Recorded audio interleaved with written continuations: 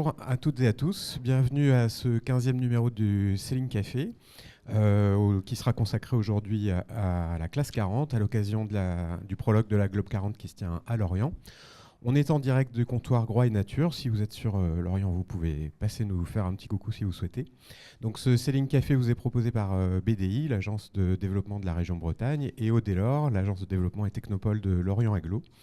Et pour ce Céline Café, on a confié l'animation à Pierre-Yves Lautroux, qui connaît bien la classe 40. Et je vais te laisser présenter les invités et lancer les discussions. Merci à tous et à bientôt. Merci Arnaud, bonjour à tous. Je dois regarder la caméra qui est par là. Bonjour à tous. On a un beau plateau aujourd'hui. On a à la fois des coureurs, des organisateurs, des architectes. Je vais faire un tour de table très rapidement. Jamila Tessin, tu vas prendre le micro. Jamila pour dire bonjour à chaque fois. Bonjour. Qui est jeune coureuse en classe 40, issue de la classe mini et qui va faire équipe sur 2 étapes, je crois, sur ce Globe 40 avec Jonas Gierkens, qui lui est un peu plus vieux dans la classe. Tu vas prendre le micro, Jonas, qui lui aussi vient de la classe mini. Et ils vont nous raconter un petit peu ce que c'est que la classe 40 aujourd'hui. En fait, c'est une émission mini, puisque juste à côté de Jonas, vous avez David Raison. Bonjour. Salut David, qui est l'architecte du Max 40 et du Max 2, la nouvelle version du plan Raison, qui est aux mains de Yann Lipinski. Je vais y arriver, pardon. Salut David, et qui évidemment est l'inoubliable vainqueur de la Mini 2011 sur Insco, voilà. Et puis à tout seigneur, tout honneur, Manfred Ramspacher. Salut Manfred. Jeune organisateur. Jeune organisateur. Grand spécialiste de la classe 40, et qui donc, on va commencer avec toi Manfred, qui est l'organisateur de cette deuxième édition de la Globe 40. On va te laisser, tu as beaucoup de travail, donc on te laissera d'ici un petit quart d'heure retourner à l'étage au-dessus, travailler à l'organisation du départ de ce prologue, et tu seras secondé par François Goulevent qui a de multiples casquettes, dont Chief Measurer de la classe 40. Il est derrière la caméra, il viendra te remplacer tout à l'heure. Et il organise toute la partie technique de la Globe 40. Manfred, on commence avec toi. C'est un tour du monde en classe 40. Il y a déjà eu des tours du monde en classe 40.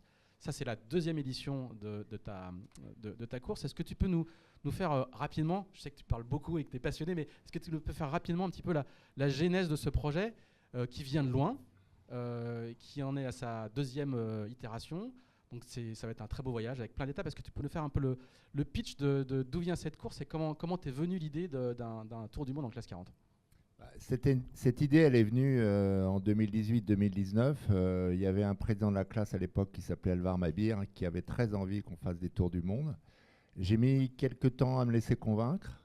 Et puis, de fil en aiguille, cette idée m'a vraiment séduit. Alors, on a eu l'épisode Covid, puisque la première édition a été lancée en juin 2019 pour un départ qui devait être en 2021 et qui finalement a été en 2022. Donc 2022-2023, un événement qui était un tout petit peu plus long, 1 mois et demi. Et puis donc cette deuxième édition, à peine 2 ans et demi après l'arrivée de la première. Donc ça a été rythmé pour nous, et avec donc un départ le 31 août de Lorient, un départ de Cadix le 14 septembre et une arrivée, si Dieu le veut, entre le 18 et le 26 avril 2026. Voilà, donc c'est un long voyage. Est-ce que tu peux nous dire rapidement les étapes auxquelles ils vont avoir... C'est un voyage, hein.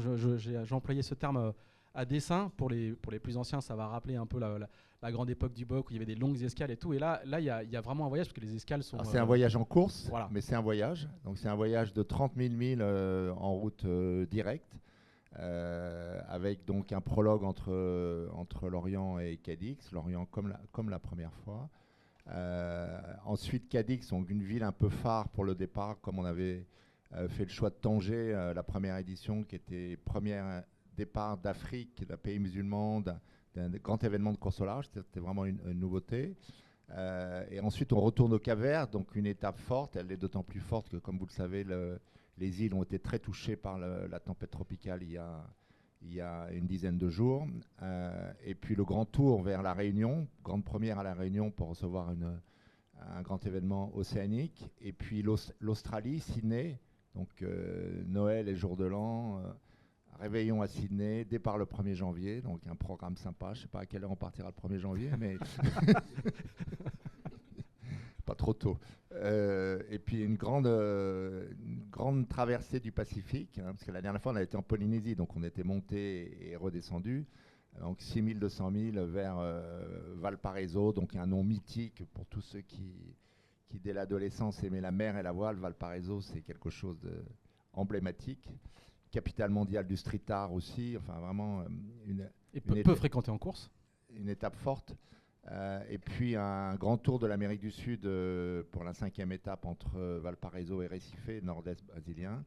Et puis le retour sur l'Orient, dernière étape, jamais très facile la dernière étape, pour une arrivée à Lorient, donc aux alentours du 17-18 avril pour le premier. Donc ça fait 8 mois de course. Ça va être un marathon, il faut enchaîner les étapes. Je crois qu'il y a 15 jours à peu près entre chaque durée des escales. Aux alentours de 15 jours dans le meilleur des cas. J'ai fait les calculs, mais je suis loin d'être infaillible. Donc en principe, le premier a 3 semaines sur place. Voilà. Sauf les 2 premières étapes courtes. Oui, ça fait... on est entre 130 et 140 jours de mer pour le premier. Les écarts étaient faibles dans la précédente édition, ils seront probablement un peu plus importants cette fois-ci avec l'arrivée donc de dernière génération des classes 40. Donc c'est une belle évolution sportive tout en restant dans ce concept de voyage. Et puisqu'on accueille trois projets sur des SCO, donc avec un seul chiffre. Le bateau qui a gagné la dernière fois, c'était le numéro 44, et on a aujourd'hui au départ le 202. Donc ça raconte un peu toute l'histoire qui s'est passée ces 2 dernières années de développement de l'événement. Mais on reste toujours dans cette philosophie de mix de la classe 40, d'amateurs passionnés, bon niveau quand même, avec des pointus, comme on dit, des dernières générations, c'est-à-dire les numéros 151, 152, 139, c'est-à-dire vraiment les pointus les plus aboutis avant que n'arrivent les SCO. Et puis des projets complètement professionnalisés et avec beaucoup d'animation, beaucoup de travail de communication aussi. C'est une différence par rapport à la dernière fois. La dernière fois, on était à peu près les seuls à avoir une démarche de structure de communication au niveau de l'organisation. Là, on a vraiment 8 projets, 8 belles histoires qui se racontent, qui commencent à se raconter déjà dans la presse allemande, dans la presse belge, dans la presse anglaise, puisqu'on a les 75% de projets internationaux, ce qui est aussi un motif de satisfaction. Pour moi, ça a toujours été un point très essentiel dans la philosophie de ce projet. On va demander à un équipage international, puisqu'ils sont belges. Pourquoi tu rigoles, Jonas? Tu vis ici, mais t'es belge. Oui, c'est marqué partout. Et Jamila aussi. Toi, tu as beaucoup couru en classe 40 déjà, même si tu as fait une petite pause ces dernières années. Tu y reviens. Qu'est-ce qui t'attire dans un projet comme celui-là? Le tour du monde, déjà, ça fait rêver tout marin, je pense, de passer par les 3 caps. Donc, d'une part, et puis c'était un peu sortir de la zone de confort du circuit classique, qui est Route du Rhum, Transat Jacques Vabre, enfin Transat de l'Or maintenant. Donc voilà, c'était un peu découvrir des nouveaux horizons, donc ça c'était hyper intéressant. Et découvrir les mers du Sud, donc c'était un point à cocher dans ma carrière, on va dire. On reviendra avec vous deux un petit peu après sur la suite. Manfred, qu'est-ce qui change fondamentalement entre l'édition précédente et cette édition-là, à part le plateau qui a évolué, qui s'est structuré? Du point de vue de l'organisateur, qu'est-ce qui change? Tu as l'expérience d'une première. Une nouvelle directrice de course. Voilà. Anglaise, brillante skipper, Miranda Meron. Dis son nom, voilà, Miranda Meron. Non, fondamentalement, on est dans le même concept d'organisation. On a un événement qui est un petit peu plus court, 1 mois et demi plus court, qui est plus accessible avec un départ fin de l'été. On était parti en juin, donc là on est plus dans l'été austral. On est, d'après notre météorologue Christian Dumas, on est à peu près dans la période optimale pour chacune des zones qu'on passe. Que ce soit au sud de l'Afrique ou au sud de l'Amérique du Sud. Et puis l'évolution des bateaux, effectivement, et des équipes aussi, c'est le point.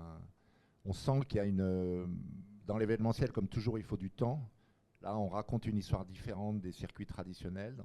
Il faut du temps pour que l'histoire s'imprime, dans une période en plus qui a été compliquée entre le Covid, les conflits, etc. Mais on a déjà un certain nombre de projets très sérieusement intéressés par une 3e édition.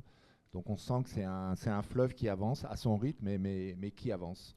C'est quoi le potentiel là, vous avez, il y a 8 bateaux, il y aurait pu en avoir 1 ou 2 de plus à oui, c'est un engagement long.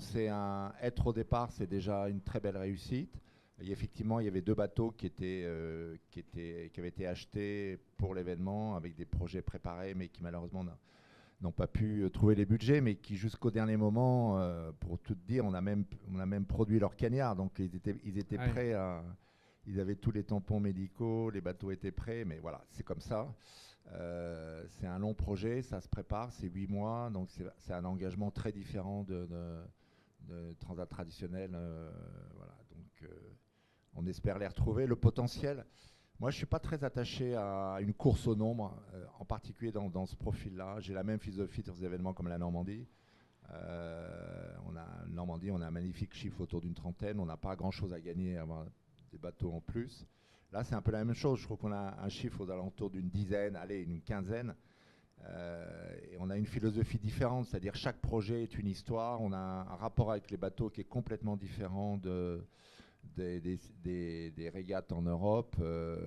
On suit dès le départ dans la préparation chaque bateau, chaque histoire, et aux étapes aussi, c'est-à-dire le processus d'arrivée d'un bateau, pour autant qu'il ne soit pas avec d'autres bateaux, pour nous c'est presque une demi-journée par bateau, entre aller chercher le bateau au large, l'accompagner, toutes les procédures administratives, l'accueil du bateau, la partie presse. Donc on a un lien complètement différent avec les... C'est vraiment une histoire humaine forte qui se raconte, qui est plus personnalisée que des très gros volumes. Je pense que l'équilibre de ce projet, il a entre 10 et 15 bateaux. Après, on verra, mais pour l'instant, c'est là. Je pense que sportivement et en termes de communication, on n'a pas d'autres besoins pour l'instant, en tout cas dans ce format de projet. Très bien.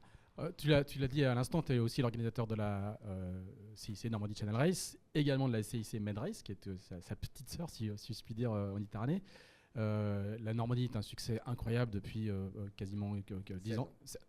16 ans. 16 ans, voilà, j'allais dire 15, 16 ans. D'où te vient, tu es un organisateur majeur du circuit classe 40, d'où te vient cette passion pour ce bateau, cette classe, cet écosystème tu as été parmi les pionniers de la classe, en l'occurrence, hein, à organiser ces courses-là. Qu'est-ce qui fait que tu es si attaché à cette classe-là? Il y a une part de circonstances. C'est vrai qu'avec Sirius Événements, on a fait plus d'une 50aine d'événements depuis 20 ans et on a fait des événements à peu près dans tous les circuits. Je crois qu'il n'y a qu'en Figaro où je n'ai pas fait d'événements. Donc il y a eu effectivement cette opportunité il y a 15 ans de démarrer une histoire autour du concept du parcours de la CIC Normandie qui a connu ce développement à une époque où Classe 40 était... je me souviens des Jacques Vabre 2013 et 2015 dont je m'étais occupé. On avait une 15-20 bateaux, on était déjà très très contents. Donc c'est vrai que la classe a beaucoup évolué. Aujourd'hui, ces dernières années, on était focalisé sur la classe 40, ce qui ne veut pas dire qu'on ne puisse pas faire des événements sur d'autres séries à l'avenir. Mais au-delà des circonstances, c'est une classe qui est très attachante. Moi, j'ai moins d'attrait pour des parcours, mais ce n'est pas une critique, c'est une philosophie personnelle. J'ai moins d'attrait pour des parcours complètement professionnalisés sur des circuits d'excellence type Figaro et maintenant le Vendée Globe. Et je trouve que dans la classe 40, il y a une richesse humaine, il y a une diversité, il y a un côté international, c'est la série la plus féminisée aussi. Il y a un champ d'ouverture qui est vraiment très intéressant pour un organisateur qui n'est pas au départ un coureur professionnel et qui vient... Moi, je viens d'un autre univers, donc je retrouve aussi ça. Puis maintenant, avec le temps, les bateaux sont devenus de plus en plus performants.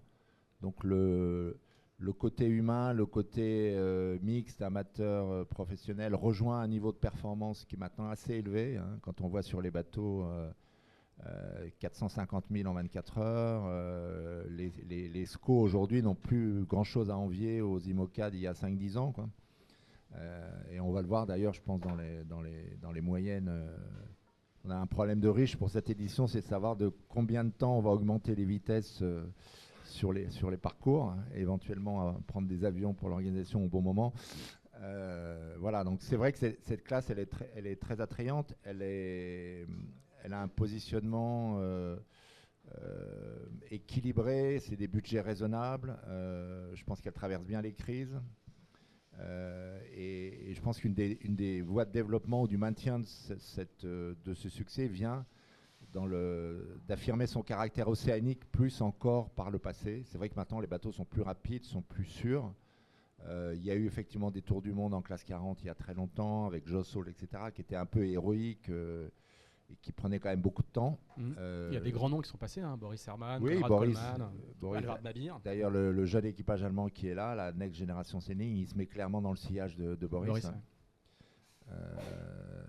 Et aujourd'hui, je pense qu'on rejoint la performance en même temps que le voyage et l'intérêt, les gènes de la classe 40 en tant que tel. Très bien, on va continuer à explorer ça avec nos invités. On va te laisser parce que tu ne chômes pas, le départ est dans pas très très longtemps et ton PC course est juste au-dessus. Merci beaucoup. Et puis c'est François Engoulevent qui va venir te remplacer, qui travaille sur la course avec toi. Merci, bonne préparation du départ. On va continuer à parler du Tour du Monde avec nos invités. Un petit mot de David Raison. Toi, tu as dessiné des bateaux et ils vont partir sur un Tour du Monde. Qu'est-ce que ça te fait? Quel regard tu as sur une épreuve comme celle-là? Est-ce que tu te dis j'espère que ça va tenir? Est-ce que tu te dis ça va tenir? C'est quoi quand tu as dessiné des bateaux qui au départ étaient faits pour des transats? Tu les vois partir sur un Tour du Monde? Parce qu'il y a quand même cette question de fond qui est est-ce que les SCO vont tenir sur un Tour du Monde, que tout le monde se pose. Donc du coup, quelle est la réponse de l'architecte? Est-ce que la structure va tenir? Est-ce qu'ils vont tenir les mêmes moyennes aussi? Sur la Transpacifique qui va être sur un mode assez portant, grande houle. Est-ce qu'on va avoir des super moyennes ou est-ce pas que le record plus que va ça? tomber? Voilà, est-ce que le record va tomber? On espère que oui quand même. Il y a quand même quelques clients qui sont là pour ça.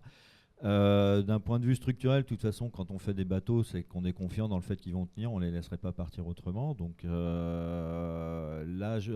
après, on apprend tous. Hein, là, quand les SCO sont apparus sur tous les bateaux, il y a quand même eu des observations de fait à un moment donné sur les fonds de coque qui ont incité à faire certaines évolutions.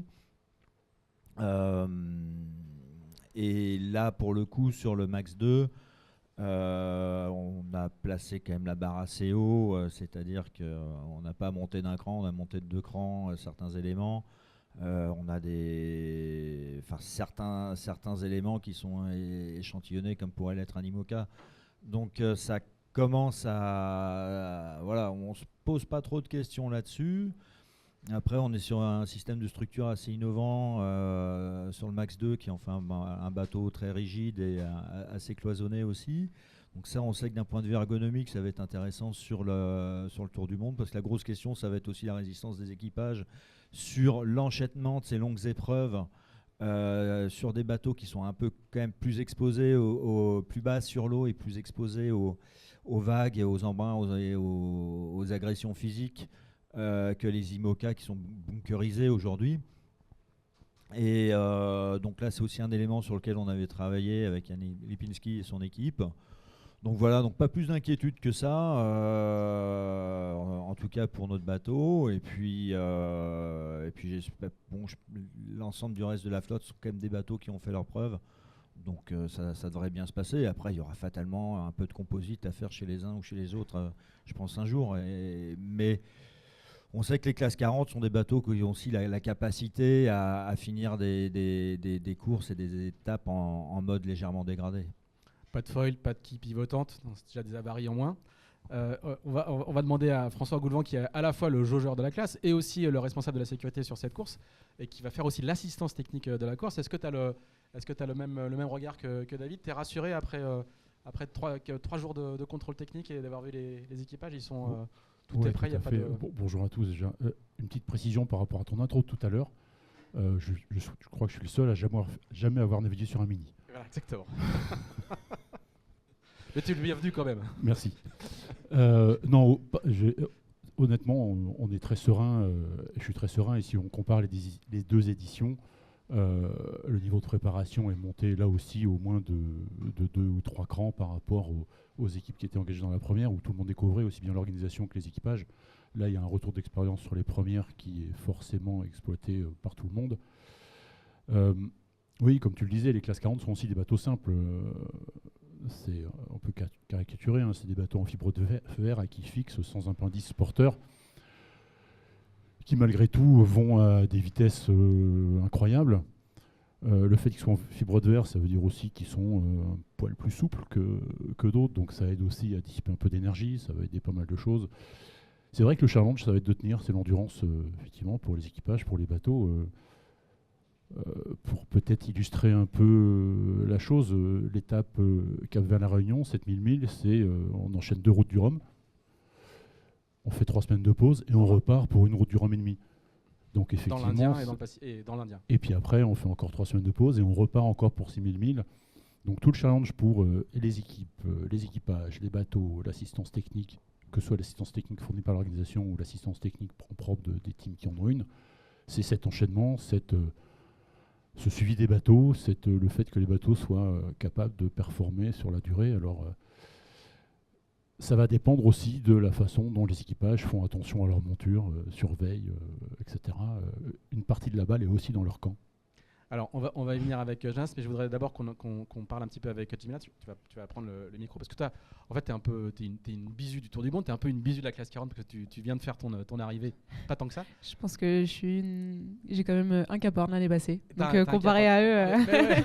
Alors, j'ai pas eu le temps de préciser, j'allais te lancer là-dessus, mais en tout cas, il n'y a pas beaucoup de gens qui ont déjà fait des tours du monde complets sur le plateau, à la fois ici et sur le plateau de la classe 40. Tu as un gros passé de navigatrice, tu as beaucoup baroudé, mais tu débutes dans la classe 40. Je voulais avoir un peu ton regard justement à la fois sur la classe dans laquelle tu débarques, tu viens de la classe mini, jusque-là, parcours assez classique que beaucoup de gens ici ont vécu, et tu es au départ d'un tour du monde, tu vas faire 2 étapes sur l'ensemble des étapes. Est-ce que tu peux nous raconter un petit peu la manière dont tu vois cette épreuve-là, comment tu l'anticipes, parce que en début d'année, tu as tiré tes premiers bancs en classe 40 et maintenant tu es sur un plateau télé pour parler d'un tour du monde.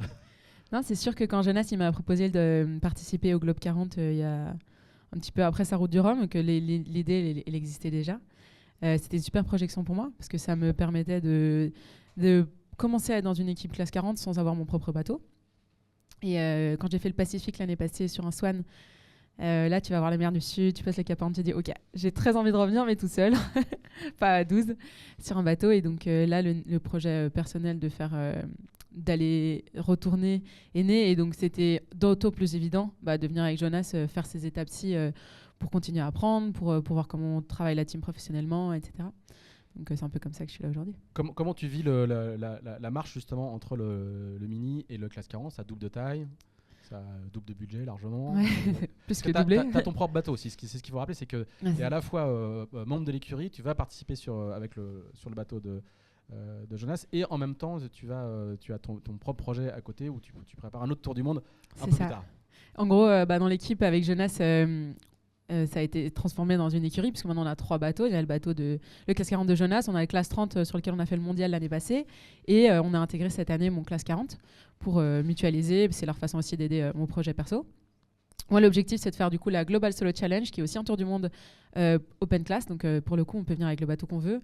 Moi, j'ai choisi le classe 40 parce que ça me permettait de faire les 2 ans de circuit avant. Donc, c'était naturel de m'entraîner sur le circuit français avant ça. Et alors, du coup, comment tu vois ce tour du monde-là? C'est quoi les enjeux pour toi? On a bien compris qu'il allait y avoir de la gestion, que ça allait être long. Même si tu fais que 2 étapes, comment tu te projettes un petit peu dans... Mais moi, ça me permet de voir comment les bateaux vont tenir le coup. Il y a un bateau qui est le même que le mien, donc ça me permet aussi d'aller voir ce qui va tenir ou pas sur ce bateau-là. Et ça me permet vraiment d'avoir suivi toute la préparation en amont d'un tour du monde avec tout le matériel qu'il faut, etc. Donc c'est un énorme avantage. Et je pense que mon arrivée en classe 40, j'avais fait quelques bords quand même les années avant, des convoyages, des choses comme ça. Maintenant, c'est très difficile d'aller vraiment faire de la régate. Enfin, très différent d'aller faire de la régate, et c'est un autre engagement. Et c'est une classe qui, je pense, de l'extérieur, tu te dis, quand tu viens du mini, tu fais, waouh, c'est grand quand même, je vois pas trop comment je vais faire la transition. Première fois que tu soulèves le spi médium, t'es là, la salle. C'est ça, c'est énorme. Et une fois que t'es dedans, tu te dis, ok, ça va, c'est un bateau, ça reste un bateau, c'est des bateaux qui sont assez simples, ça reste un gros mini. Et du coup, une fois que t'as pris en main, moi je pense qu'en 6 mois, c'est bon, je me sens assez à l'aise sur le bateau. Jonas, parle-nous un petit peu de ce tour du monde. François, il a bien raconté la chose. Hein. Tu vas faire une route du Rhum, puis une deuxième, puis tu vas faire une petite pause, puis une 3e route du Rhum. Tu as déjà fait des transats en classe 40. Cette dimension gestion qui est un peu dans toutes les têtes quand même. Hein. Ok, les bateaux, ils savent traverser les océans. Ok, ils peuvent aller très vite, mais il va falloir enchaîner. Ouais, bah c'est ça. Hein. C'est comme dans n'importe quelle course. Pour gagner une course, il faut la terminer. Donc là, ça va être le challenge. Un peu plus que les autres. Là, quoi. Un peu plus que les autres. Après, on se projette plus step by step, donc par tronçon, on va dire, comme font les coureurs du Vendée Globe. Hein. On regarde d'abord l'Équateur et puis Bonne-Espérance et ainsi de suite. Bah, là, ça va être la même chose, étape par étape. Pour pas voir trop la grandeur du truc. Les 30 000 milles, hein, c'est plus qu'un Vendée Globe, donc c'est énorme. Par contre, il y a tout le challenge logistique, que ce soit technique, anticiper toutes les casses possibles et imaginables, emmener les équipes ou la gestion des équipages autour du monde sur plusieurs étapes. Ça, c'est un énorme challenge. Je ne m'en rendais pas compte que c'était aussi prenant, en tout cas. Donc, j'ai hâte d'être sur l'eau pour que l'ordinateur soit resté à terre et que je ne dois pas plus gérer des tableaux Excel. Ce qu'il faut expliquer, c'est que vous êtes 2 à bord et vous pouvez changer d'équipier. Donc toi, c'est quoi le système que tu as mis en place? Oui, donc nous, il y a le choix. On part sur 4 skippers sur le Tour du Monde qui va alterner les étapes. Donc ça va tourner autour du monde pour justement cette gestion humaine. Moi, je ne me voyais pas enchaîner, que ce soit au niveau physique ou familial ou amoureuse aussi, pour retrouver quelqu'un à terre, en tout cas, quand je reviens. Au retour, là. Ouais. Donc voilà, donc c'était un choix qui était assez évident. Et puis j'avais envie de partager ce tour du monde avec des gens avec qui j'avais envie de naviguer aussi, que ce soit avec Jemila, Benoît Hansberg ou Renaud de Harangue. Oui, qui lui est le co-gérant de l'écurie avec toi, quoi.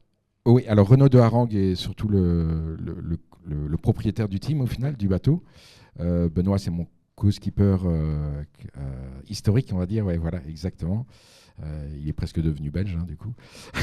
Tous les Français qui naviguent avec toi deviennent belges à un moment ou à un autre. Oui, c'est ça. Et donc c'est cette gestion humaine qu'on a décidé pour tenir le coup sur la durée. Tu fais toutes les étapes sauf une. Moi, j'en fais 4 sur 7 si on compte le prologue. Okay. Ouais. Donc ça va alterner. Jemila en fait 2, Ben 3 et Renaud 3, si je me rappelle bien. Donc ça, c'est la partie humaine, comment on gère le truc. Et puis la gestion technique, de nouveau, ça va être de naviguer en bon marin aussi, plus que d'habitude. C'est marrant de dire que la route du Rhum est un sprint. Ça reste une transat quand même. Mais à l'échelle du Tour du Monde et de ce qui nous attend, il va falloir gérer les bateaux et savoir lever le pied au bon moment pour justement pouvoir terminer. C'est sûr et certain que les SCO vont être très rapides, mais il faut qu'ils arrivent au bout pour être performants. François, la logistique aux étapes, et on élargira ensuite nos sujets à la classe 40.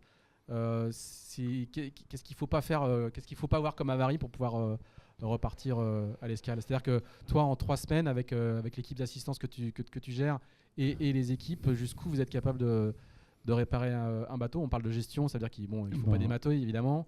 Oui, les voiles déchirées, ça va. Un petit trou dans la coque, ça va. Un gros trou, c'est plus compliqué. Oui, c'est ça. En fait, oui, alors évidemment, il ne faut pas démater. Il ne faut pas taper un OFNI trop violemment de façon à faire sauter toutes les cloisons. Mais à part ça, le reste, oui, ça se gère.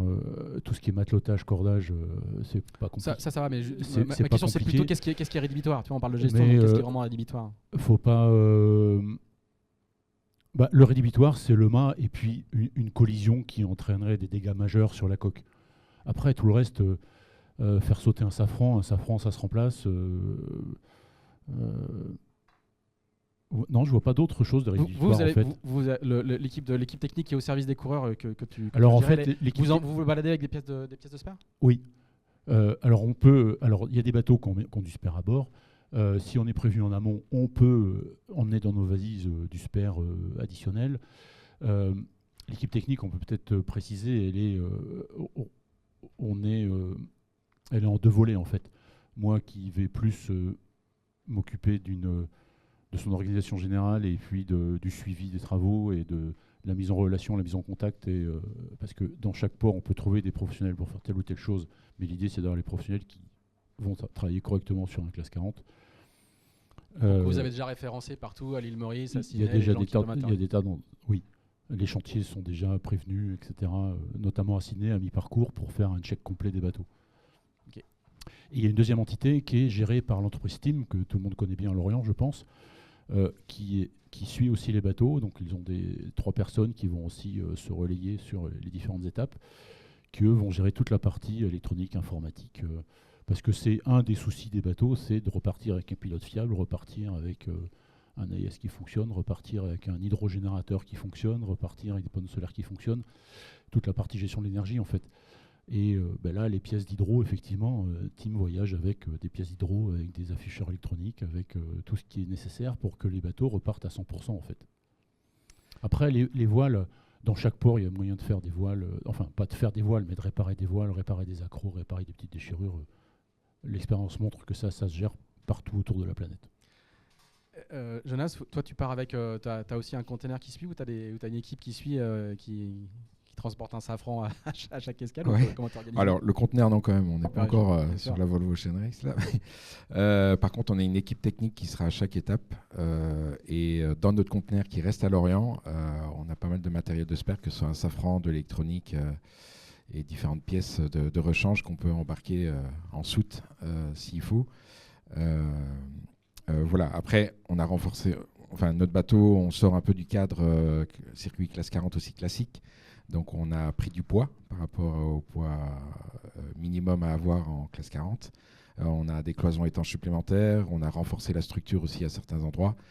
On a même changé de mât pour passer en 2 étages de barre de flèche avec un rail de GV justement pour faciliter les manœuvres et avoir cette sécurité supplémentaire là. Donc c'est une approche complètement différente où on cherche le moindre gramme sur une route du Rhum parce qu'on sait qu'il faut être au poids et pour être le plus rapide possible. Ici, il y a une autre façon d'aborder la chose. On ne va pas alourdir les bateaux de 500 kg, mais il y a plus de 100 kg qui ont été mis sur le bateau pour essayer de gérer au mieux ces problèmes de structure et de renfort. Ouais. Et sur les voiles, tu as un jeu de voile spécifique ou tu as fait des choix de voile un peu particuliers? Même chose, oui. On est rentré dans on a alourdi les voiles, même chose pour qu'elles tiennent. Entre autres parce que la grande voile ne peut pas être... c'est la seule voile qui ne peut pas être changée sur le tour du monde. Donc elle doit tenir tout le tour du monde. Donc on l'a renforcée en conséquence. Et puis il y a des choix de voile un peu plus spécifiques justement pour les mers du Sud et pour tenir le coup, pour essayer que le bateau... plante moins. On sait qu'en SCO, quand ça s'enfonce dans la vague, ça peut être bien violent. Donc on essaye aussi de préserver l'équipage et la structure en ayant un jeu de voile un peu plus spécifique et un peu plus aérien pour les mers du Sud. Très bien. J'en profite pour dire à tous les gens qui nous regardent que vous pouvez poser vos questions dans le chat et qu'elles me seront transmises. Donc n'hésitez pas à les poser. On prendra un petit peu de temps en fin de plateau pour y répondre.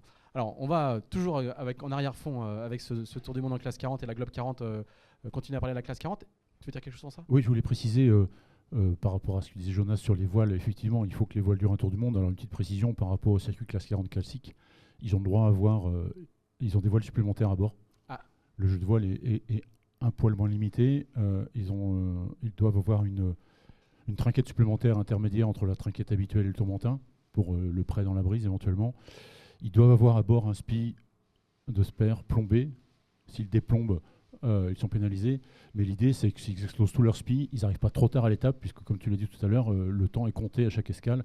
Et donc, pour que l'étape soit moins compliquée à gérer, ils ont le droit de déplomber un spi pour arriver un poil plus vite si besoin. Très bien. Histoire qu'il n'y ait pas trop d'écart. Mais par contre, ils auront une pénalité s'ils ont pour avoir déplombé leur spi. Alors, je voudrais qu'on élargisse un petit peu la focale et qu'on parle de la classe 40 en général. On va revenir avec toi, François, parce que tu es là depuis longtemps, mais je voudrais qu'on parle un petit peu, on va donner la parole à David. Tu es un peu le gars qui a secoué le cocotier quand tu as fait le premier crédit mutuel en arrivant avec ton SCO. Tu avais déjà fait la même chose dans les mini, donc bravo. Merci. Merci. J'ai pas pris la coco sur la tête, donc déjà c'était pas mal. La coco sur la tête.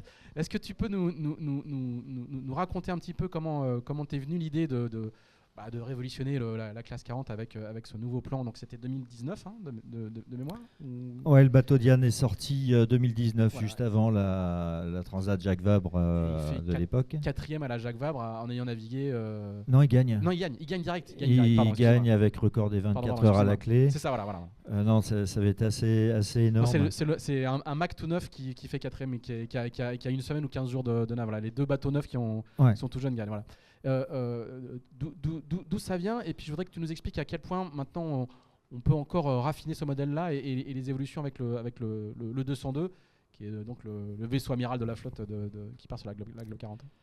Alors l'idée de transformer un peu la géométrie des coques des classes 40, ça vient directement de ce qu'on avait fait en mini donc entre 2006 et 2011, en introduisant des carènes à étrave large et rasante, donc des SCO sur les protos. Ça avait bien marché, donc dès 2011 on savait qu'il fallait faire ça en classe 40. Alors ce qui s'est passé, c'est qu'à l'arrivée de la Mini, quand j'ai gagné, la classe 40 a pris des restrictions immédiatement pour limiter les étraves larges.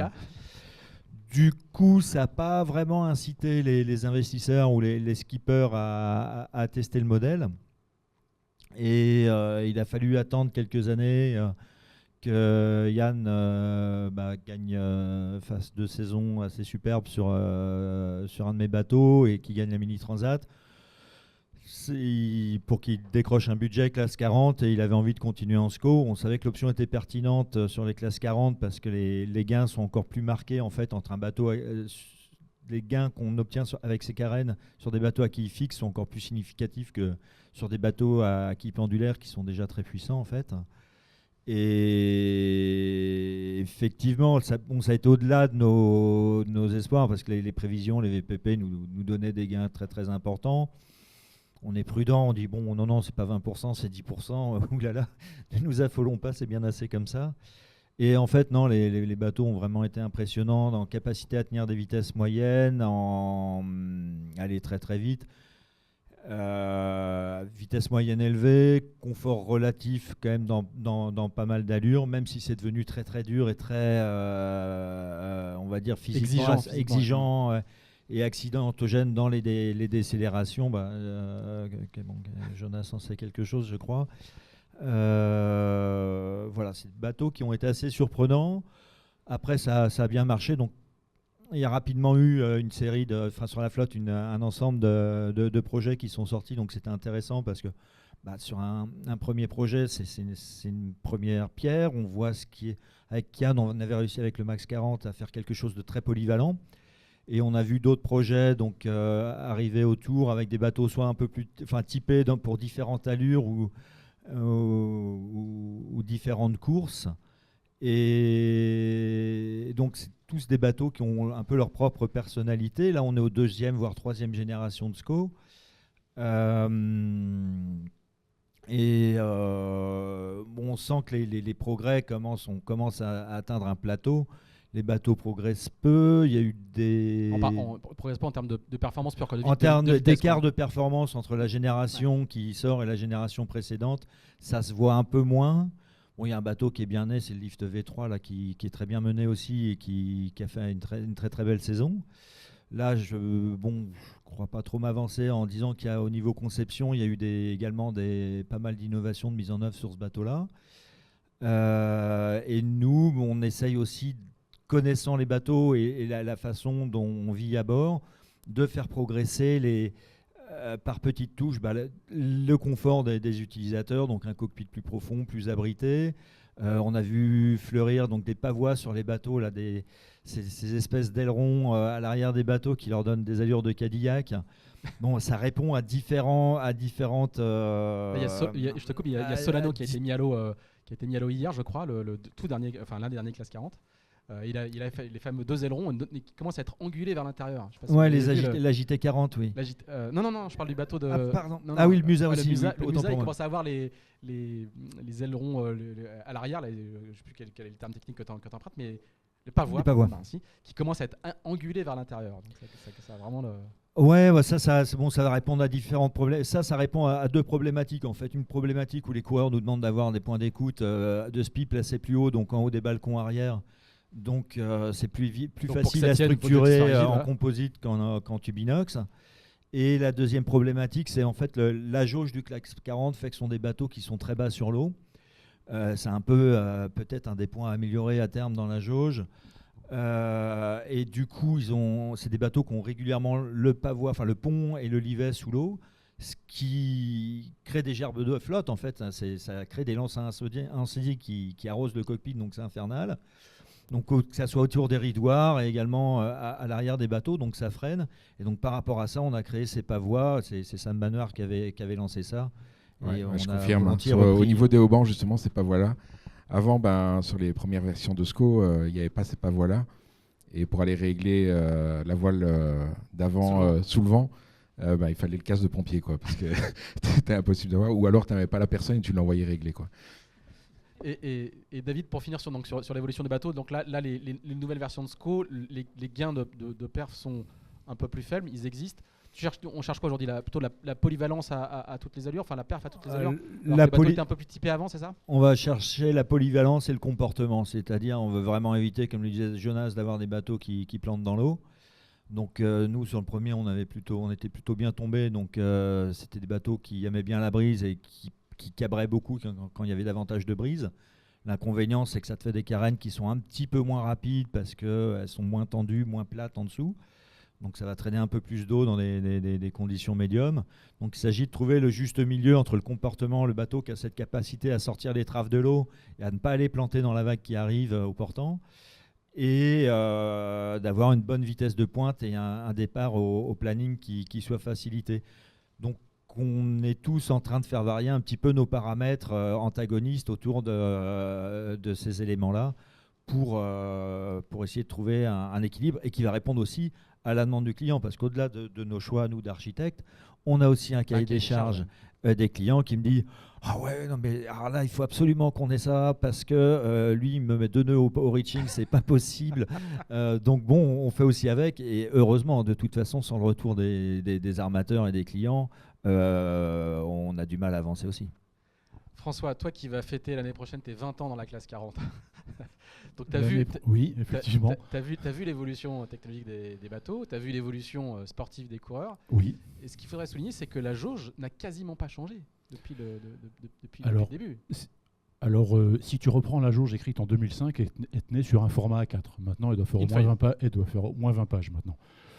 Mais ce qui n'est pas beaucoup pour une jauge. Non, alors c'est étonnant parce qu'effectivement, on dit globalement, elle n'a pas changé. Et on nous accuse sans arrêt de faire des AGE pour dire vous arrêtez pas de modifier la jauge.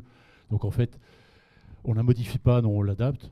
Alors effectivement, David a pu être perturbé par le fait qu'on interdise à un moment donné, on bloque la largeur des étrennes, puis il vous a bien eu depuis. quand il a réussi à inventer les SCO pointus, enfin les SCO à étrave pointue, on va dire comme ça, on a réussi encore à bloquer le cadre pour pas qu'ils exagèrent trop non plus. L'idée qui est derrière ça, en fait, c'est que la classe 40 se veut une classe de bateaux, j'allais dire prototype, c'est pas tout à fait vrai, parce que l'idée, c'est plutôt d'avoir plusieurs bateaux qui sortent du même moule. En plus, dans les semi-série, quoi. Des semi-séries, il y a du proto, il y a de la semi-série, de la petite série. L'idée, c'est d'encourager les propriétaires, les investisseurs, les coureurs à acheter un nouveau bateau, mais on ne veut pas non plus que quand un bateau arrive, il disqualifie le reste du circuit, parce que c'est comme ça qu'une classe meurt. Il faut qu'un investisseur se dise, avec mon bateau, je vais pouvoir faire 4 ans, 5 ans, 6 ans, sans être à la rue l'année prochaine.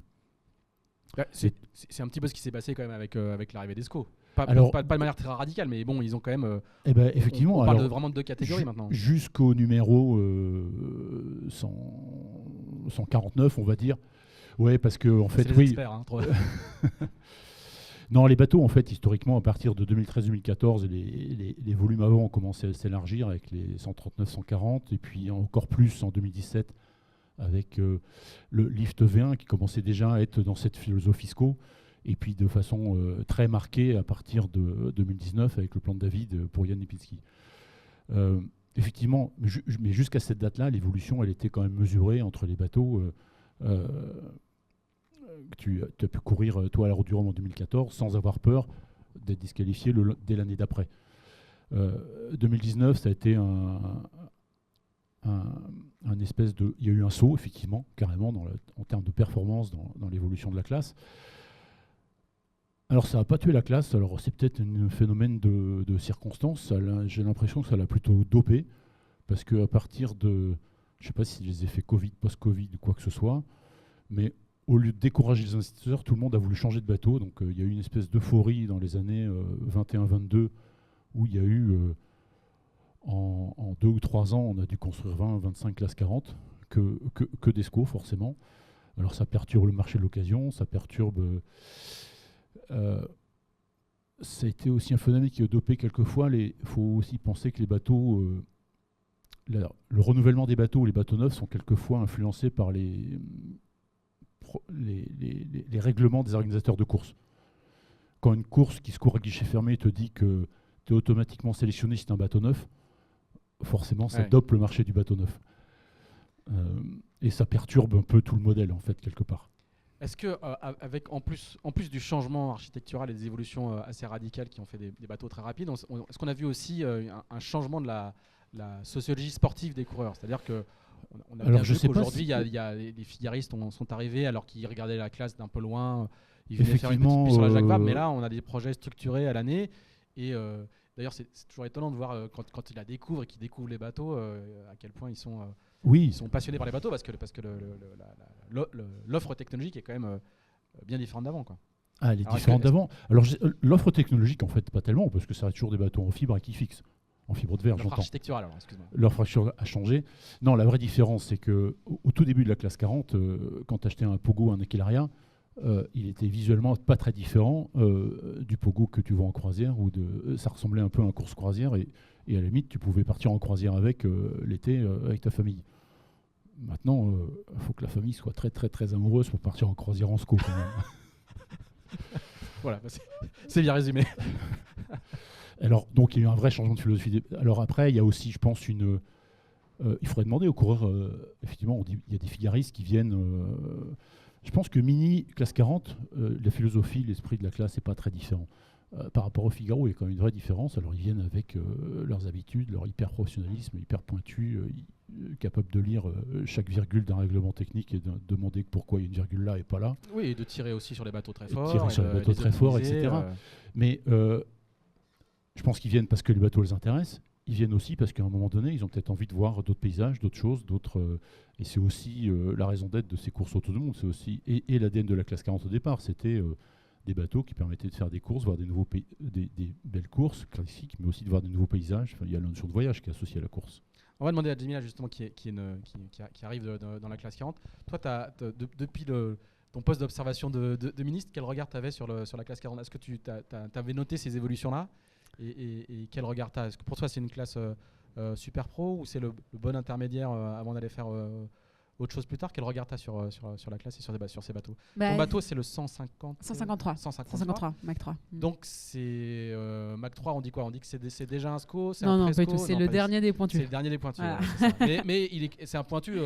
C'est un pointu puissant. Assez large. Et du coup, c'est le plus puissant. Nous, on a fait du pointu avec François, c'était très très pointu. Donc, si on dit que le 153 il est pointu, c'est vraiment.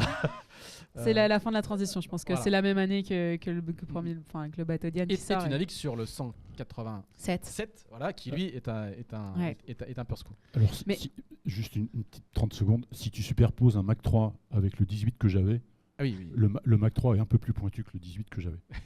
Ah ouais, super. Ouais, il est pointu avec des grosses joues, quoi. Ouais.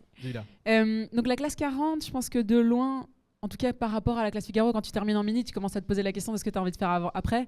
Le coach Tanguy me disait un peu, si tu veux vraiment régater à haut niveau, tu vas faire du Figaro. Et moi, ce que j'avais toujours rêvé de faire, c'était plutôt un tour du monde.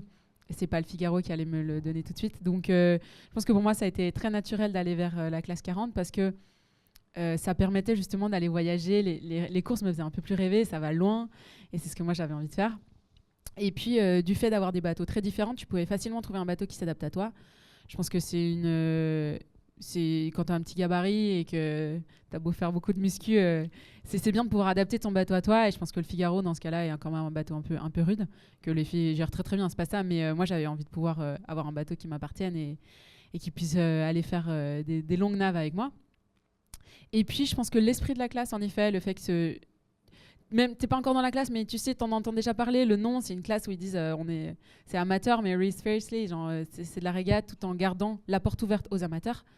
Donc je me suis dit que ça, c'était aussi quelque chose que j'aimais bien, comme en mini, où tu peux faire les deux. Tu peux venir pour faire de l'aventure et tu peux venir pour faire de la paire pure.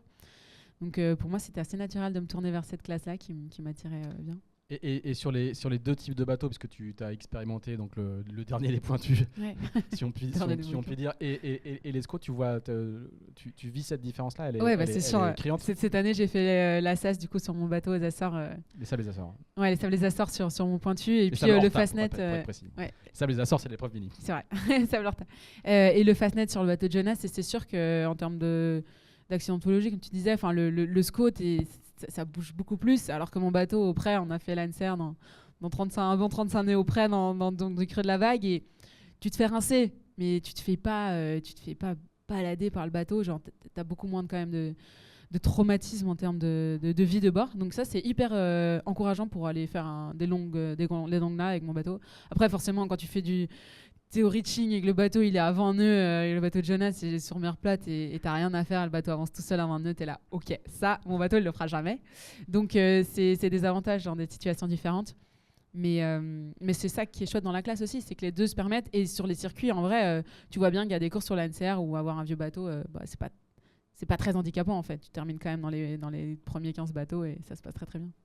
Jonas, toi tu as vécu les deux époques, puisque tu as eu une première phase 2019-2022 en classe 40 sur un pointu un peu large quand même.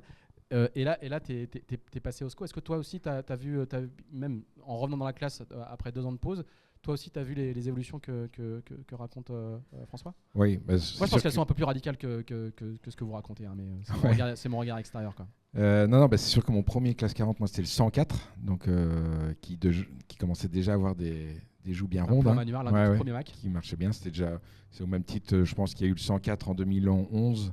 Ouais. Et puis le plan raison en 2019, ça a été deux tournants un peu de la classe 40 sur l'évolution des carènes et des bateaux. Donc c'est sûr, comme disait Jamila, c'est l'évolution. C'est sûr que quand il y a 20 nœuds de vent, 20-22 nœuds de vent et qu'on est au reaching et qu'il y a encore tout dessus, on se rend bien compte que sous le capot, il y en a. Les SCO, ça c'est assez impressionnant. Leur vitesse et le fait que leur largeur fait aussi qu'en termes de puissance, c'est plus nous qui choquons avant que le potentiel du bateau soit atteint. Donc c'est assez impressionnant. C'est les moyennes aussi, moi, qui m'ont le plus impressionné, quand ils ne plantent pas en tout cas. Et c'est tout le challenge de bien gérer ces bateaux-là, c'est de faire une belle moyenne, pas faire de vitesse de pointe. Donc on sait qu'on doit adapter cette voilure en fonction pour tenir cette moyenne-là qui peut être très très vite impressionnante. Voilà, moi c'est surtout la trauma. Je suis passé donc par le 104, par le 164, donc qui était un plan raison, et puis maintenant un plan lombard avec le 187. Même entre le 164 et le 187, je vois une évolution. Le lombard est encore plus puissant que le 164. Et effectivement, c'est un lift V2. Hein. C'est un V2, c'est un V2, exactement. J'espère que tout le monde nous suit parce que ça commence à être une discussion d'experts entre les numéros et les. Ouais, c'est ça. C'est plus ou moins le même que Johan Richaume quand il a gagné la dernière Route du Rhum en date 2022. Et il avait un lift V1 sur la première qu'il a gagné. Et il avait un lift V1 sur la première. Donc plus de puissance. Par contre, carène plus tendue, donc plus violent aussi dans les arrêts buffets en bas de la vague. Donc voilà, c'est toute cette gestion-là. Moi, je me suis sur le 164 en préparant la Transat Jacques Vabre 2021, un mois avant le départ, je m'étais pété une côte à l'entraînement avec justement en atterrissant dans une vague, en passant de 24 nœuds à 4 nœuds. Donc c'est sûr que le corps continue en tout cas à avancer et ça peut faire mal. Donc c'est surtout cette gestion-là traumatologique qu'il faut gérer et qu'on va devoir encore améliorer, je pense, sur le futur. Pour qu'on reste, que les bateaux restent sympas à naviguer, on va dire. Tout ce que vous racontez là, c'est ce qui se passe en IMOCA depuis une dizaine d'années. Je vois que David veut réagir, vas-y. Ouais, tout à fait. L'idée, c'est qu'on n'arrive pas à être aussi traumatologique que les IMOCA parce que déjà, ça va être un peu moins adapté, on va dire, au profil des armateurs et des skippers en classe 40. Il faut qu'on reste accessible en classe 40 aux amateurs éclairés et que les bateaux ne soient pas trop dangereux. Il faut dire les choses telles qu'elles sont. Si on peut ne pas naviguer casqué, c'est quand même bien. Donc c'est vraiment un élément qui est important à surveiller. Donc on sait que dans la conception structurelle, c'est des éléments auxquels on fait attention. Dans quel sens j'ai orienté tel et tel raidisseur pour, en cas de décélération, pas couper un tibia ou un truc comme ça. Et c'est vrai que depuis, on ne s'attendait pas, quand on a sorti les bateaux en 2019-2020, vos bateaux, on ne s'attendait pas à ce qu'il y ait de ces phénomènes d'arrêt-buffet aussi violents et cette accidentologie. Et c'est vrai qu'on en tient compte aujourd'hui. Ouais. Ouais, je rajoute juste, je pense que ce soit en IMOCA ou en classe 40, au final, la limite, ça va être l'humain. Comme toujours. Donc, c'est toujours la même chose. Et est-ce que et on sait bien que l'humain, on veut toujours plus de perf en tant que compétiteur, en plus, toujours plus de performance, des bateaux toujours plus rapides, etc.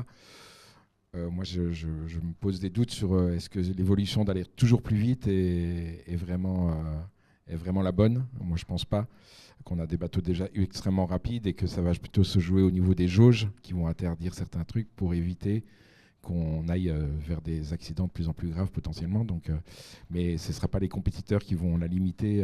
Si les règles font qu'on peut aller toujours plus vite, plus haut, etc., on va plonger dedans. Alors que s'il y a des règles qui nous interdisent de le faire, tout le monde les suivra et on sera bien content, je pense. François ? Alors ça, il y a des tas de plans dans mon ordinateur pour mettre des freins, mettre des limites, modifier quelques paramètres. Toute la question est de savoir, parce que les règles sont votées, nous, la classe 40, c'est une association, c'est elle qui est responsable de son règlement technique, de sa jauge. Toute évolution est soumise à un vote. Et ce n'est pas un vote comme on a pour nos grands élus divers et variés. Ce n'est pas des votes 51-49. Nous, pour qu'un projet passe, il faut qu'il soit approuvé à 70% d'une majorité. Donc c'est une vraie majorité. Donc il faut vraiment que la proposition soit faite, soit non seulement défendue, argumentée, mais qu'elle soit jugée pertinente par les 70% des votants. Et ça veut dire que c'est pas si simple de faire. Alors ça explique peut-être la stabilité de la jauge, parce que c'est pas si simple de faire bouger dans les grandes lignes. Et puis après, ce qui est très compliqué, c'est de... Là actuellement, on a... Alors tu l'as dit, les bateaux performants, il faut peut-être faire attention ou ne pas aller. Mais finalement, quand on analyse la jauge, elle a quand même un point d'équilibre entre ces rapports longueur, stabilité, poids, etc., qui est intéressant, ce qui fait que plusieurs architectes peuvent se battre, et il y a des bateaux avec des philosophies différentes qui, en finale, donnent des courses hyper disputées. Les bateaux sont globalement assez proches. On peut, dans ce jeu de paramètres, jouer de façon différente. Et si tu changes de façon un paramètre un peu radical, est-ce que tu risques pas de casser cet équilibre et de casser un de ces points d'attrait? Donc c'est une des grandes difficultés dans le qu'est-ce qu'on peut faire, quoi. Justement, petite question d'un de nos participants qui met les pieds dans le plat. Je pense que vous, moi je connais la réponse, mais on va quand même poser la question. Pourquoi il n'y a pas de foil en classe 40? Tout le monde vole. Tu peux acheter une wing en ligne à pas grand chose et aller faire du foil. Donc tout le monde vole, mais pas les classes 40. Alors, même question chez les minis, c'est pourquoi il n'y a pas le téléphone satellite. Donc donc du coup, c'est la question. C'est marrant parce que... Et en IMOCA, c'est pourquoi il n'y a pas de stabilisateur sur les safrans. Voilà. En 2016-17, là, quand les premiers foils sont apparus sur les IMOCA, c'était un sujet qui revenait sans arrêt auprès des nouveaux arrivants en classe 40. Quand est-ce qu'il y aura des foils ou des interlocuteurs comme toi, pourquoi il n'y a pas de foils? Ou dans les AG... Je me fais le porte-parole, moi. Oui, non, mais je dis... Voilà. Mais c'est quelque chose qui revenait, qui était assez récurrent. On fait régulièrement des tables rondes au sein de la classe avec les différents architectes pour essayer d'imaginer le futur de la classe. À l'époque, on en a fait une et notre conclusion, ça a été d'abord, c'était très balbutiant, la technologie des foils, plein de choses. La seule chose qu'on savait, c'est que ça allait coûter très cher et qu'il fallait peut-être attendre que tout le monde défriche et pour voir ce qu'il en sorte. Et maintenant, c'est plus du tout un sujet. On ne nous en parle plus, à part là, cette question. Mais dans les AG, plus personne ne parle de foil sur les classes 40. Peut-être parce que... C'est même devenu un argument de vente, en fait. Oui, il n'y a pas de foil. Il n'y a pas de foil, donc moins de maintenance, moins de coûts. Un IMOCA, il faut un smearwork pour transporter leur pare-battage. Non pas parce que c'est lourd, mais parce que ça prend plein de place. Les classes 40, un des intérêts du classe 40, c'est que n'importe qui d'entre nous qui a fait du classe 40, on prend le bateau, on sort du port tout seul, on va naviguer, on revient, on reprend le ponton tout seul. On n'a pas besoin d'une armée au ponton pour ramener les pare-battages, pour encadrer le bateau, etc. C'est un sacré atout de la classe 40, ça. Et puis, est-ce que s'il y avait eu les foils sur les classes 40, on aurait eu les évolutions de Karensko comme on a maintenant? Finalement, sans les foils, les architectes ont trouvé d'autres voies pour faire avancer les bateaux, et les bateaux vont peut-être maintenant largement assez vite pour se passer de foil. Jonas, tu voulais réagir? Oui, bah c'est ça, je rejoins complètement François. C'était gestion des coûts, d'abord. On manage nos projets aussi, avant d'être navigant. Donc quand on voit les zéros que ça représente des foils, on se dit, bon, finalement, je peux faire sans. L'évolution vers les SCO aussi, évidemment, qui a été faite. Et puis le fait aussi que ça reste des bateaux simples et qu'on navigue, du coup. C'est quand même ce qu'on aime. C'est-à-dire aller naviguer et pas passer sa vie au chantier. Donc moins de contraintes techniques. Et je trouve que c'est un super compromis entre performance, intérêt technique et puis navigation. Petite série de questions. On n'a pas du tout parlé d'argent. Je vous pose à chacun une petite question. Parce qu'évidemment, avec l'évolution et les progrès des bateaux, c'est combien un classe 40 Avec ou sans foil? Sans foil. David, c'est combien à construire un Max V2? Donne juste une fourchette. J'ai pas les tarifs, mais ça devient un petit peu indécent. Okay. Jonas. Ouais, moi je connais plus les chiffres. Non, bah, c'est sûr que ça a bien explosé. Même chose après Covid ou après guerre en Ukraine aussi. Il y a eu plein d'augmentation des coûts. Et puis les bateaux sont beaucoup plus sophistiqués à construire. Beaucoup plus sophistiqués, il y a plus de contraintes. Un peu plus complexe. Donc pour te donner une idée, moi ma commande, enfin le SCO, mon premier SCO c'était le plan raison. Donc en 2019 on était plutôt à 650 000 €. Là on est largement au-dessus. 9, hors taxe. Ouais, mon seul bateau neuf, mais le problème c'est qu'il y en avait 25 qui en ont construit des neufs aussi. Donc, on parle hors taxe. Hein. Hors taxe, ouais. Et là, on passe le million sans souci. Ouais. On passe le million sans souci. Oui. François? Oui, alors il y a quelques années, au sein de la classe, on a mené une étude sur qu'est-ce qu'on peut faire pour faire baisser le prix des bateaux ou arrêter de les faire monter. Mais en fait, c'est très compliqué. Parce que les coureurs veulent une électronique performante, et puis une électronique performante, c'est pas que de la performance, c'est aussi de la sécu. C'est-à-dire qu'un pilote automatique qui va gérer le bateau dans 30-35 nœuds de vent, c'est de la sécurité. Mais sauf que ce niveau de performance, il a un coût. Les mâts en carbone, ça coûte un peu d'argent, mais c'est des mâts qui tiennent debout et qui participent aussi à la performance et qui font partie de cette structure du bateau. L'accastillage, c'est un poste sur lequel on peut très peu évoluer. Les bateaux sont de plus en plus puissants, on ne va pas diminuer la taille des winches. Et il restait une quille, les quilles de tous les classes 40 sont globalement à peu près pareilles. Et il reste le lot composite, et effectivement, le lot composite, on ne va pas pouvoir faire baisser le prix, d'abord parce qu'il y a des matières premières qui évoluent sans arrêt.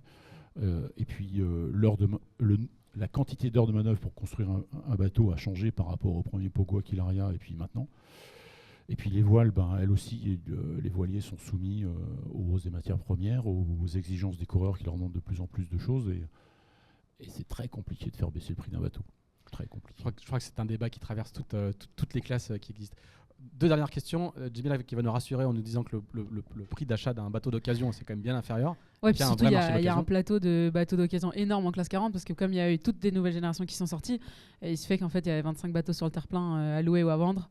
Donc c'est une classe qui tourne, et puis c'est une classe un peu tremplin. Après, il y en a plein qui partent en IMOCA. Donc en fait, les bateaux, ils naviguent pendant 4 ans, et puis ils cherchent de nouveaux skippers, et en fait, tu peux très bien t'en sortir. Un bon bateau d'occasion, c'est combien aujourd'hui ? Je pense que les SCO, ils étaient autour de 600 000 les SCO d'ancienne génération, typiquement les bateaux de Yann en vente. Ouais, et puis après, plutôt la génération un peu plus ancienne, on est plutôt entre 250 et 300. Ce qui est déjà plus raisonnable. Et toute dernière question, et après on en aura fini, qui n'a rien à voir. Sur le tour du monde, classement au point ou classement au temps ? Classement au point. Et ça, c'est plutôt chouette, je pense, justement pour contrecarrer les différences de vitesse qu'il va pouvoir avoir. Il y aura peut-être de la casse en SCO, donc ça va permettre à avoir des écarts pas trop énormes et pas régler le truc au bout d'une étape où il y a 3 jours de différence entre chaque bateau. Au moins, au point, il y a du jeu jusqu'au bout. Très bien. Et juste 3 secondes, si tu reprends l'historique de l'édition 1, le classement général n'était pas connu avant l'arrivée de la dernière étape. Tout à fait.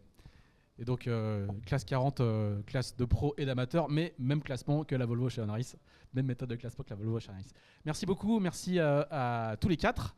Merci à tous ceux qui ont suivi ce nouveau numéro du Sailing Café. Merci aussi à Manfred qui est reparti travailler en haut. On va vous laisser retourner vaquer à vos occupations. Il fait beau, il pleut pas, vous allez pouvoir aller sur les pontons, finir la préparation. Merci à tous les 4, à très bientôt. Salut à tous.